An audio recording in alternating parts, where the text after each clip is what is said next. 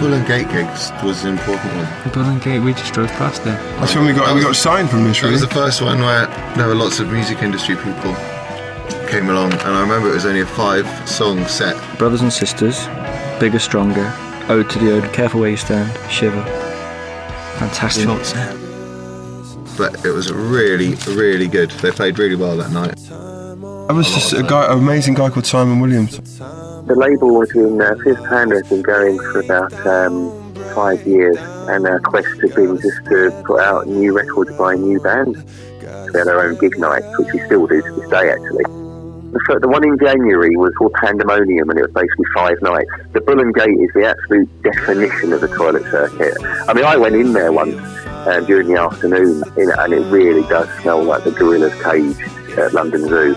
It's great, and it's kind of weird how venues that create their own culture, and there's something about the Bull and Gate that just means that it's constantly new bands. That early rush when you're getting those first reviews and you're getting on the radio and stuff like that, it's the best part of any band's career, and it must have been brilliant. Have you seen the caption on the picture before that? There it is. That's it. Look at that combo. Let me just point out, at this time, we were very new to the world, I only just got to London, I didn't know anything. My outfit is just one of innocence. I think the March gig would have actually been the launch for the single.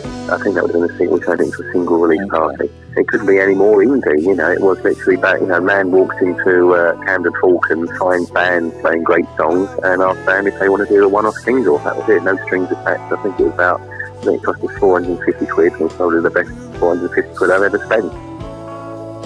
I think January they were first on, and there was a real A&R frenzy, and then March they were headlining, and we knew the gig was going to be sold out and actually full of every single major label A&R man in the country. I mean, it did happen. Once it happened quickly, but when it didn't happen, it took ages. For those first few months, the majors just wouldn't buy us. This band's absolutely brilliant. There's some really good people involved. You had Debs and people like that, and we've got a band with, virtually an entire set of brilliant songs for the first album. I think the only thing that was missing then was probably Yellow. I mean, they looked at Chris and thought, he's got crazy Leo Sayer hair and he wears a tank top and he cracks jokes between songs.